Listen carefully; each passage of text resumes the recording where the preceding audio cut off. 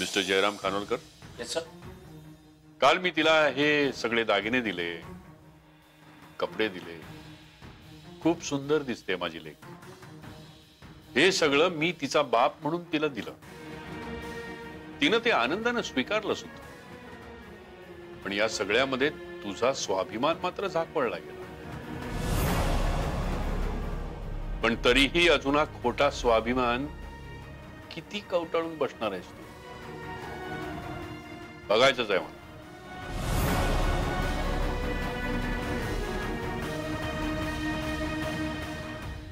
अजून किती खोटं वागणार आहेस तू? आणि वाईट गोष्टी कशा पटापट ग्रॅब करतोस रे? तुला असं वाटलं असेल ना रे की आदिती याच्यातलं काहीच वापरणार नाही, सगळ्या गोष्टी नीट कपाटात ठेवून देईल. तुला काय वाटलं? आदितीला हे सगळं अजिबात आवडणारच नाही. पण तू हे सगळं तिला कधीही देऊ शकला नाहीस आणि देऊ शकणारही नाहीस. आणि अर्थात माझी मुलगी खूप शहाणी आणि समंजस आहे. तुझ्याकडे देण्याचीच लायकी नाहीये तर ती तुझ्याकडे मागणारच नाही. याचा अर्थ असा अजिबात नाहीये की ती सगळं विसरली आहे. मिस करतीये ती हे सगळं. आणि आज प्रूव्ह झालं ते.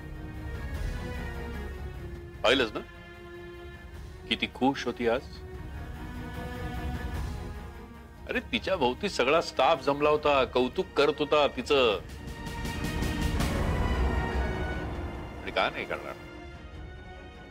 अनिल दाभोळकरची मुलगी आहे ती, कोणी सामान्य नाहीये. म्हणून सांगतोय तुला, तुझी बंधनं तिच्यावरती लादू नकोस. May I come in? Come in.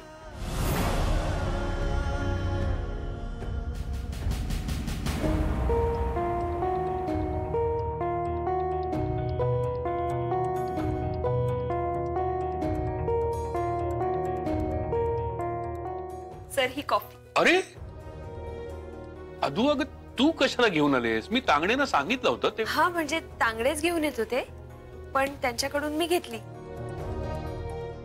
म्हटलं मी देते, त्यानिमित्ताने हा ड्रेस सुद्धा तुम्हाला दाखवता येईल आणि हे दागिने सुद्धा.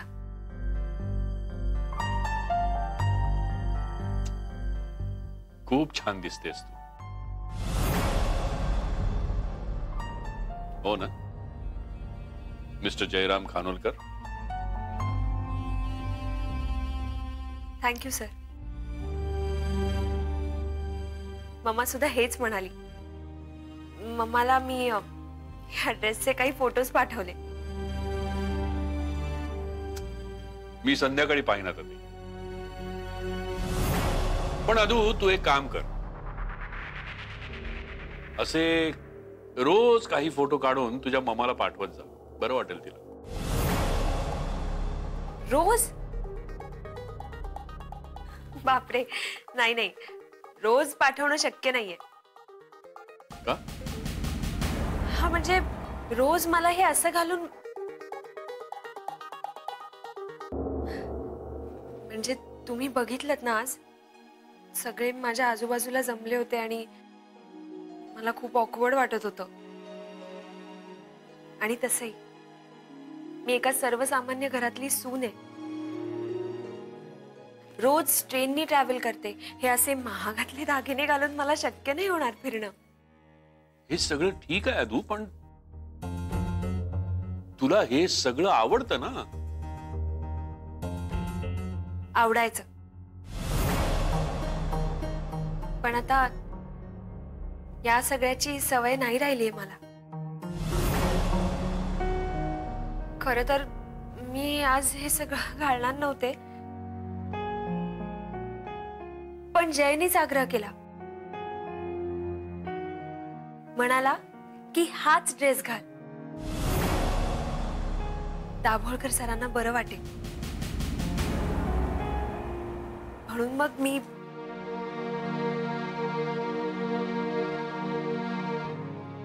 तुम्हाला बरं वाटलं ना सर?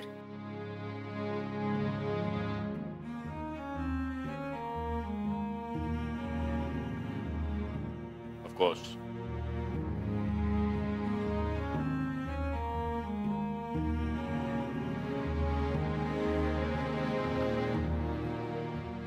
म्हणजे हे आजच.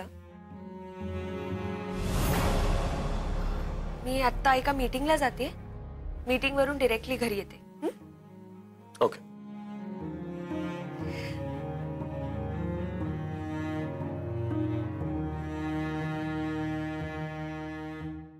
Sir, coffee. येते मी.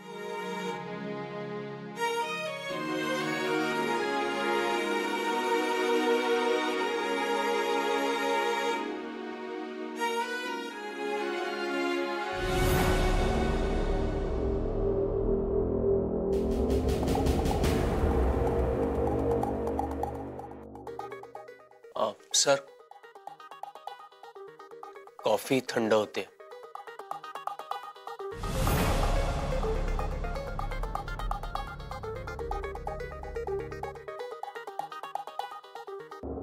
थँक्यू. मला परत काही प्रॉब्लेम आला तर विचार. Yes, definitely. अगं मला काही कळतच नव्हतं. मी आहे ना, अडकले. डोंट वरी. चांगली दिसतेस.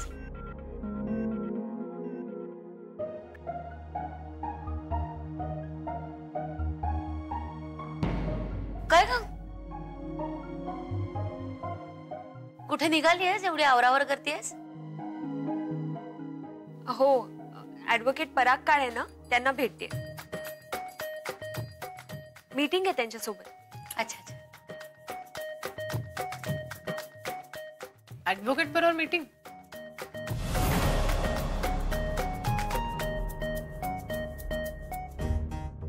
ओ, म्हणजे अजून काही चालू आहेत?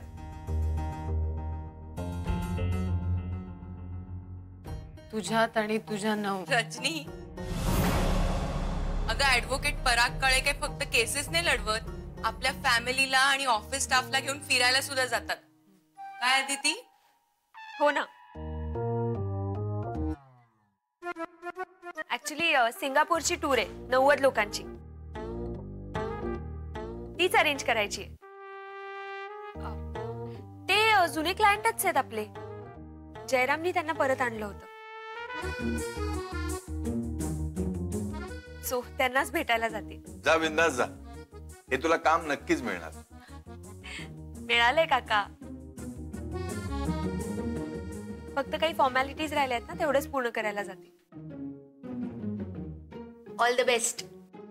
थँक्यू.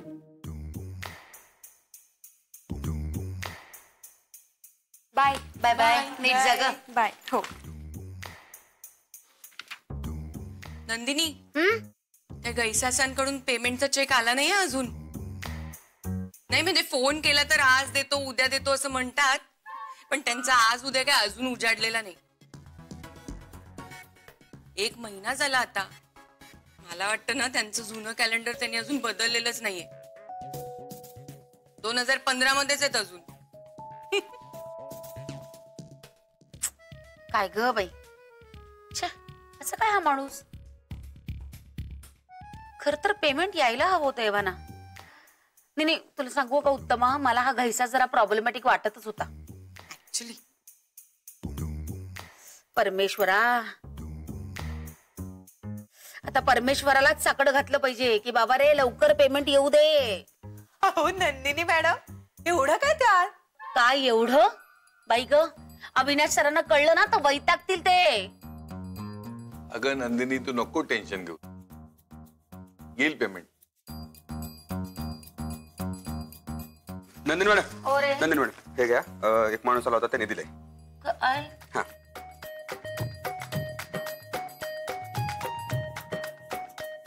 अय्या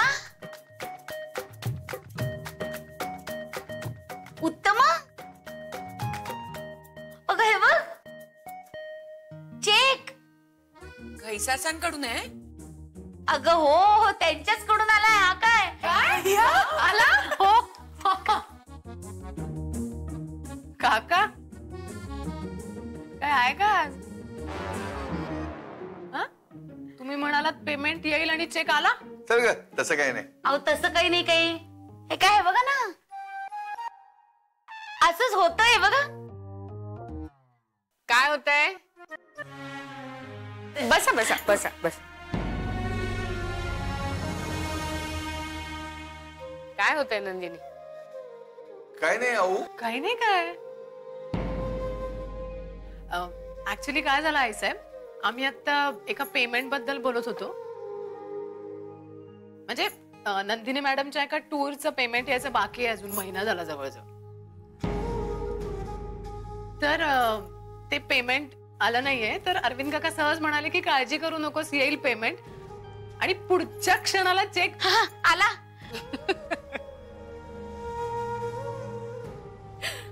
व्हेरी गुड.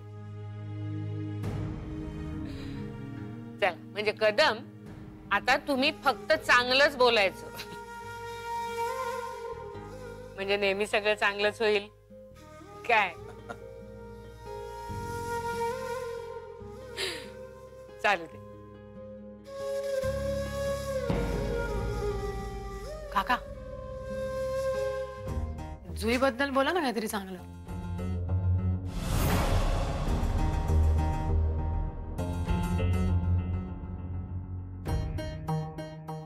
नाही राहू दे, नका बोलू. Hello hello. मॅडम, काही काम होतं का? हो, माझं जयकडे थोडं काम आहे. जय, थोडं बोलायचंय मला. देव मॅडम, मिस्टर खानोलकर खूप महत्वाची व्यक्ती झाले. सगळी महत्वाची कामं त्यांच्यावरती सोपवली जातात आणि तेही प्रत्येक काम मन लावून करतात. हो ना मिस्टर जयराम खानोलकर?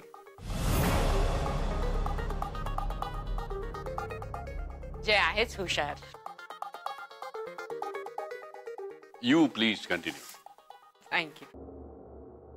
बस जय, बस. अहो, तुमच्या समोर असं खुर्चीत. जय, ही तुझी केबिन आहे आणि ही तुझी खुर्ची आहे. तुला ऑकवर्ड वाटण्याचं काहीच कारण नाही. बस बस बस.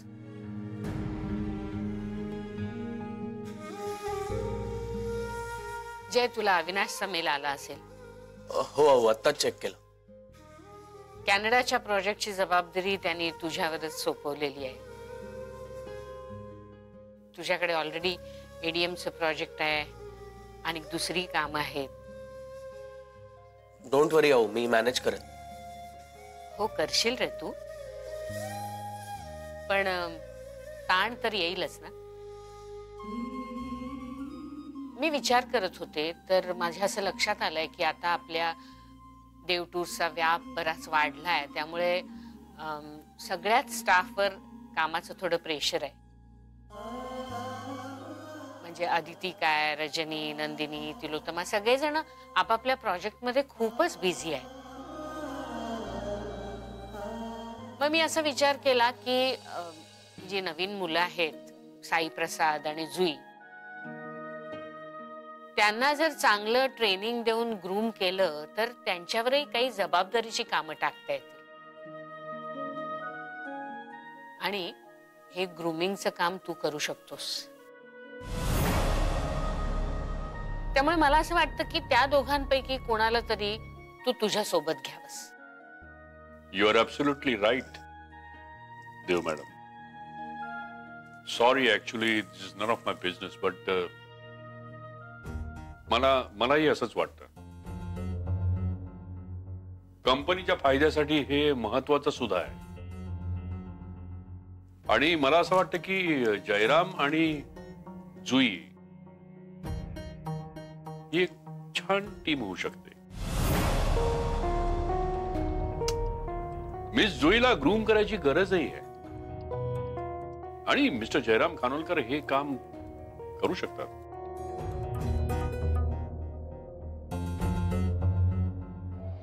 जय आणि जुई ही एक खूप छान टीम होऊ शकेल. मिस जुईला ग्रूम करायची गरजही आहे आणि मिस्टर जयराम खानोलकर हे काम करू शकतात. You are right.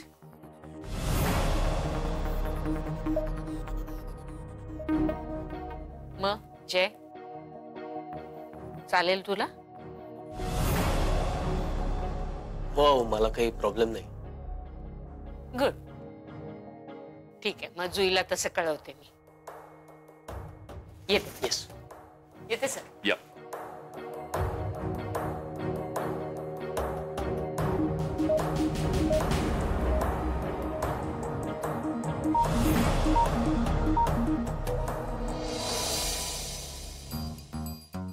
तांगडे, सांभाळून सांभाळून सांभाळून फाईल्स पडतील. अहो कशा पडतील, मी पकडल्यात नाही एवढं. अरे सांग तू ताई.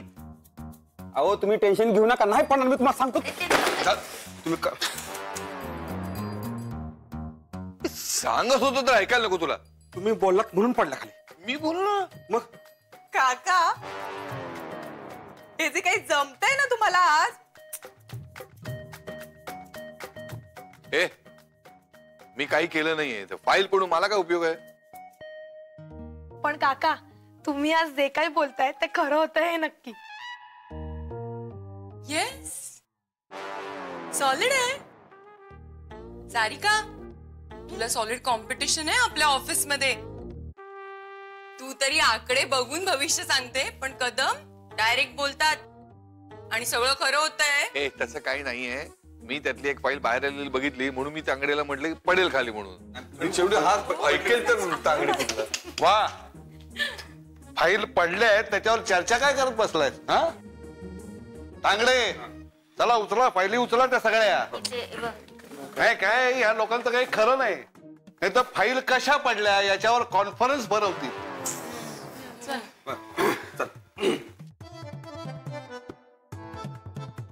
जुई मॅडम, मला तुमच्याशी महत्वाचं बोलायचंय.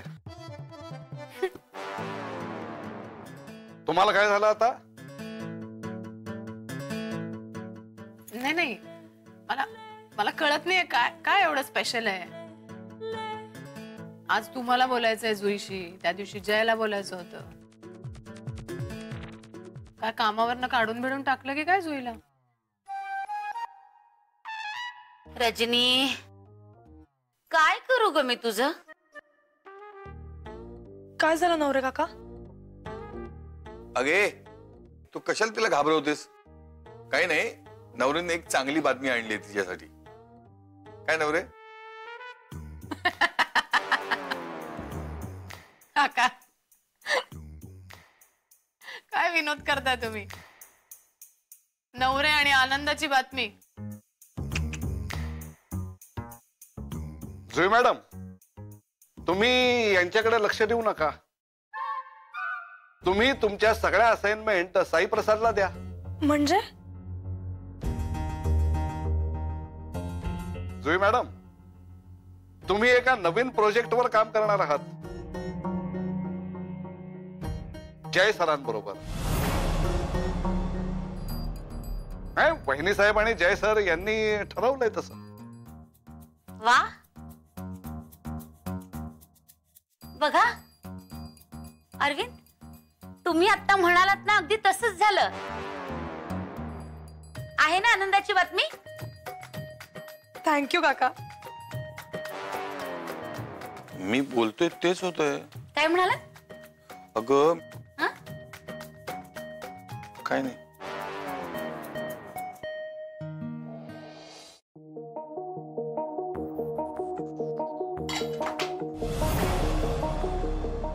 मिस्टर जयराम खानोलकर, अभिनंदन.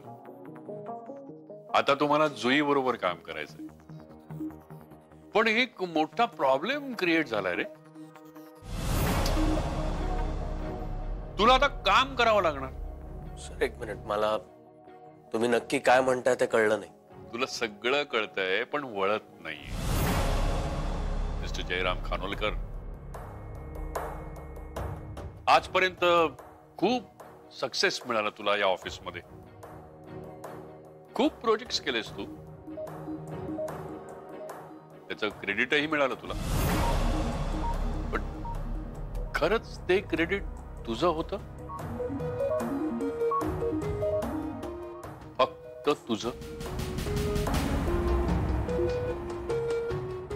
कधी तुझ्यासोबत आदिती होती, कधी रजनी होती. दोघीही खूप केपेबल, खूप हुशार, इंटेलिजंट. आणि आता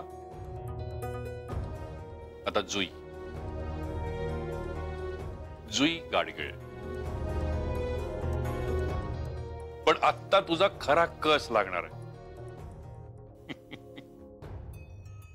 जुई नावाचा एक स्पीड ब्रेकर आलाय तुझ्या करिअर मध्ये. आता तिच्यामुळे काही अडायला नको.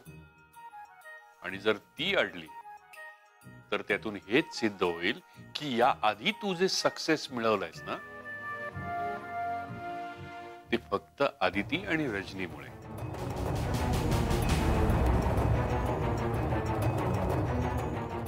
पण तू मात्र ते स्वतःच्या नावावर खपवलंस. आता बघू हा प्रोजेक्ट तू पूर्ण करू शकतोस का. आणि माझा जुईवरती पूर्ण विश्वास आहे आणि मला खात्री आहे मला निराश नाही करणार ती.